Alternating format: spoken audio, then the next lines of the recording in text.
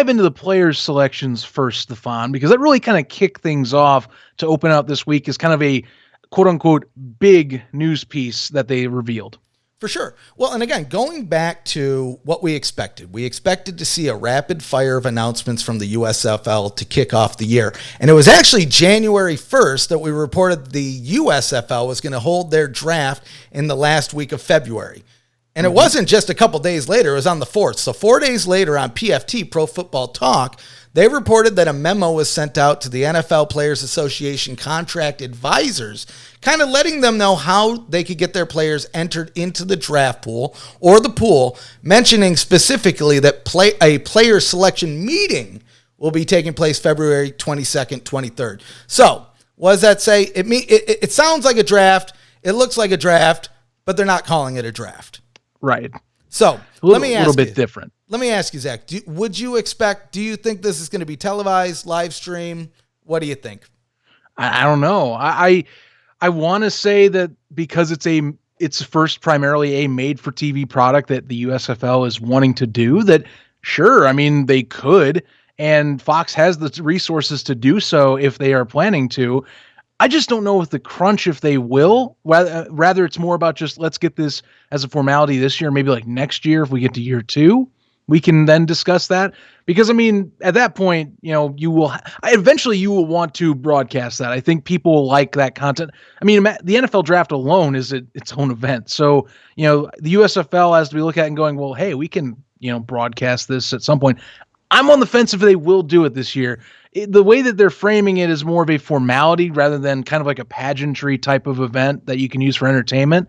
So I feel like the phrasing is saying we're not doing it this year. I completely agree.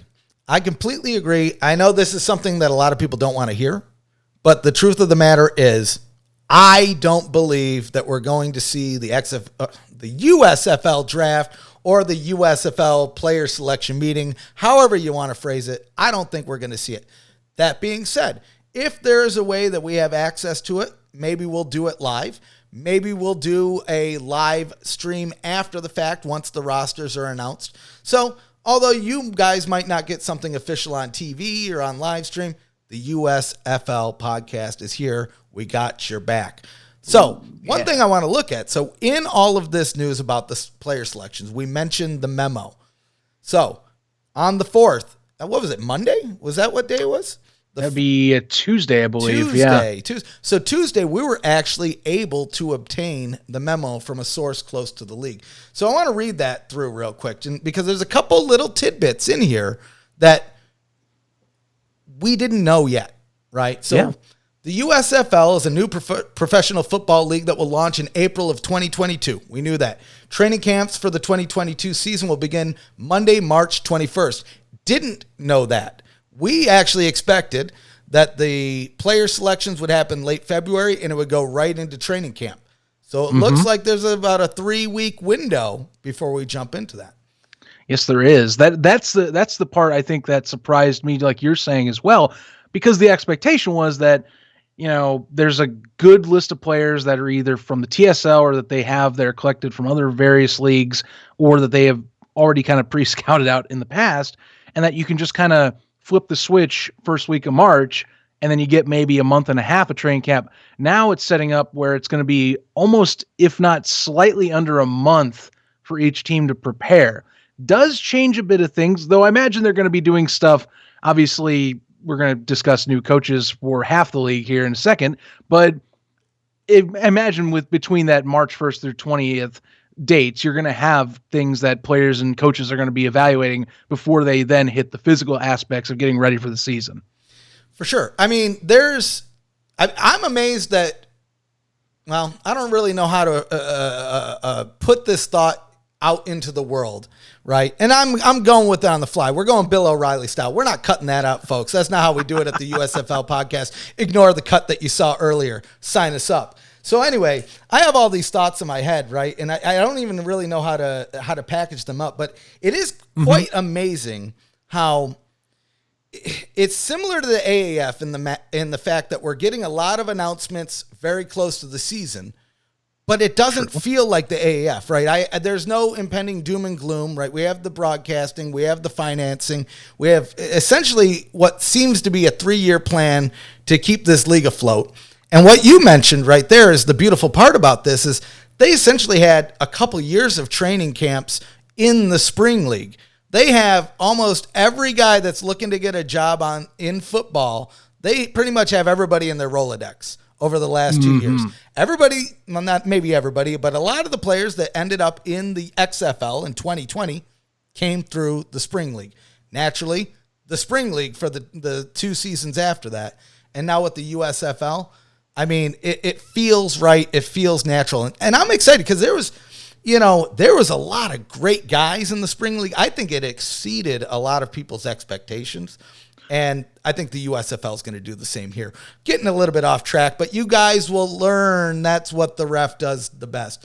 Let's get back to this press release. So 8 teams take part in a 10-week regular season that concludes Sunday, June 19th.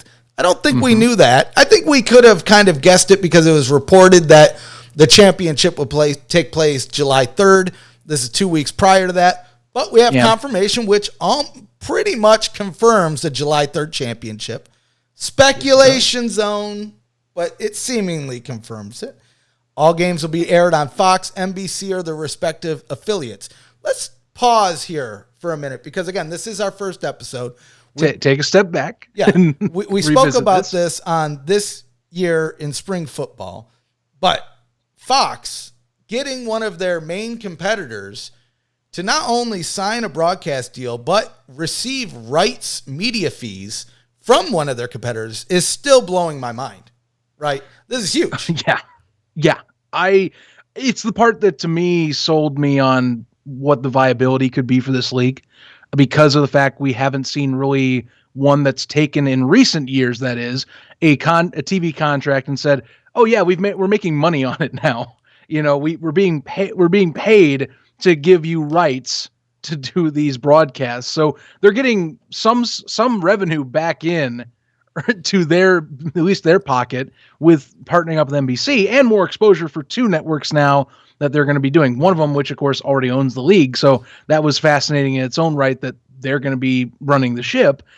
And I stressed this to on my interview with Tom Abraham here on Abraham. Yes, thank you, on 97.7 FM down in Tennessee Valley. And I said that really is the serious draw. If those people that have doubt on this league and what they're trying to do, the fact that they sold an entity like NBC on this, I think that has to signal that they aren't slouching around with this. You have to have a network is going to be skeptical, I think, of a product like this at this point from recent history. So, NBC, for crying out loud, they were part of the original XFL variant, before 2.0's success. So they know what it takes to, or at least they've been down that path and see the red flags, you would think. So them partnering up, I thought that was a massive move. It makes sense because of the sports that they have lost, but it makes you have to feel even much better about this, knowing that they said, yeah, I bite. I'll give in some cash for it. And again, for 3 years.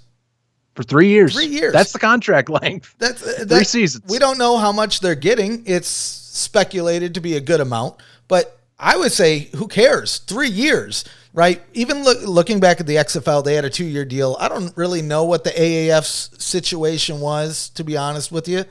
At minimum a year, but we saw that one. Yeah, that one was a time buy with like the networks, but I don't know about the length of contract like you're talking. So that's the difference there. Yeah, so seeing a 3-year contract, seeing the way that the USFL is going into it with a central hub, again, it hasn't been confirmed yet, but all signs point to Birmingham. I would say that they're going in this very smart, and they might not even have to. And I would say, if this is successful, which I think it can be, I think that the spring league seasons, the precursor to all of this, would be a great case study in how to propose and launch a sports league of any kind, right? They got Fox's ear with that. They got Fox's attention with it. And realistically, they were able to crunch the hard numbers.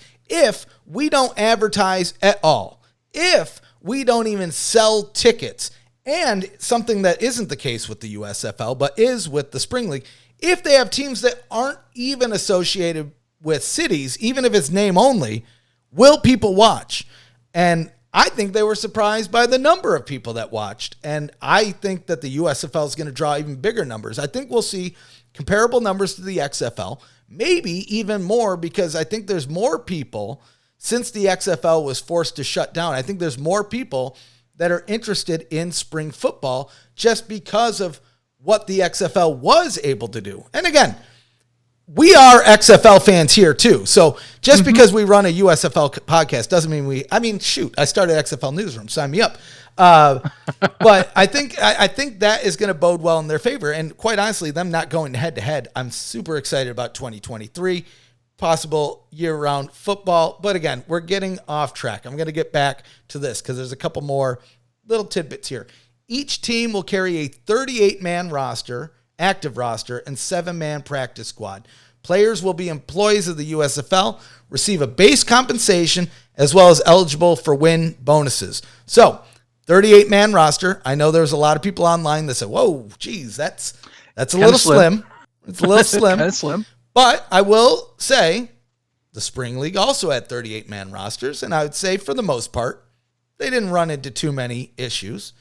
It is slim. I could see them expanding upon that as we go into season 2, season 3. But again, if you want to stick around, you got to make sure that your money's in the right order. It's just one of those extra things. I mean, if having a 38-man roster make sure that I can see the USFL come back for season 2, 3, 4, 5, 10, make it 34. I don't care. I don't know if you could do that, but then you're just getting a little slim, but you get what I'm saying here, right? Yeah, well, I get what you're saying. It is a bit slimmer because it's even smaller than the XFL's roster sizes too. For those that know, the NFL's a 53-man roster, and then the XFL hit below the 50 into the 40 marks. So 38, that's definitely having to take a step back. Plus, you think about it too. Off the top of your head, you're going, all right, you have 11-man teams per each side. There's no like Iron Man one platoon system in normal football. So 22 people at all times are going to be on the field for the most part. And then, of course, special teams you got to account for. So who is in that unit or who is not and who's on the sidelines for backups. You kind of have to do a little deeper thinking with how you pick and choose who's going to be on your squad, because you're limited. You can't just have extra reserves to be reserves. You have to, your reserves have to be ready to go and be somewhat decent quality at that point because of injuries being more crucial if they happen to show up. For instance, you can't do Mark Trestman style and draft every tight end in the league. I swear he drafted like 6 tight ends. Oh my God. He was something else. I've seen people talking. It's like, I swear if Mark Trestman's in this league, and I'm like, hey, you don't know, but I mean, if they need a spot, I mean, he could be there. Wasn't Trestman the coach of the Bears for a bit? Yes, he was for the Bears. And I have my memories. That's all I'm going to tell you. That is a part of my life that I'm like, oh yeah, that happened for a little bit. I'll say this. I don't think it's likely. But you know who I want to see, whether it's the USFL, XFL, or even back in the NFL. I think this is the greatest shame that Jim Caldwell is not coaching in football right now. I mean, he's one of the hottest names. Yeah, he was amazing for the Lions. Even they fired him on a winning record. I get it. They haven't won a playoff. They've won one playoff game in my flipping life. We're getting off topic here. I don't care. We're talking about the Lions. But he didn't deserve that because, look at what happened to the Lions since they got rid of him. Patricia, and I like Dan Campbell, but geez, the numbers don't lie, my friend. Anyway. Well, yeah. They blew it up. But look, to fill that point, like even you go on a tangent, that's fine. But here's the thing. These are options. Like we haven't gotten all of them revealed, but there's still people out there, and we can slightly speculate and have some fun with that, I guess, because there are talents. They're trying to make this look legitimate and say, hey, these are people from football backgrounds that they want to go for.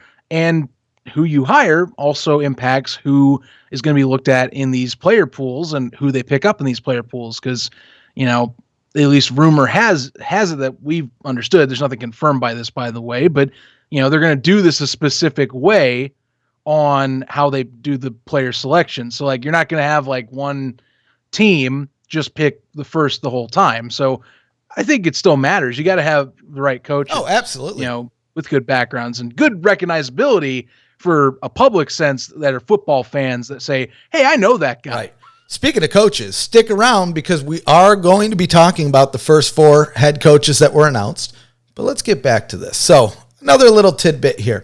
To be eligible to sign with the USFL, an individual must have graduated from high school in 2020 or an earlier year. So they have to be 2 years removed from high school, which I believe was the same in the XFL, right? I don't think we had anybody come in, but I think it was the same rule.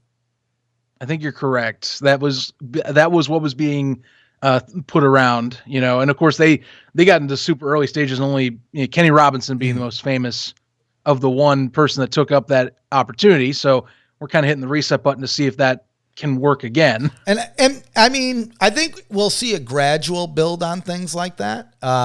Maybe not for the first season, but if it is successful, if the XFL made it to that second season, I think we would have seen a lot more Kenny Robinsons. Maybe not all, not all teams worth, but I'm talking a handful. We'd at least get maybe 5 or 6, and there would be probably a star in that bunch. Well, the USFL could kick the restart if you want in terms of doing that. Like I say, you have at least somebody that ventures out with this player pool, and then next year they do it, and then I don't know if the XFL yet is going to do it again, but I mean, it's possible. And so then that would be more interest.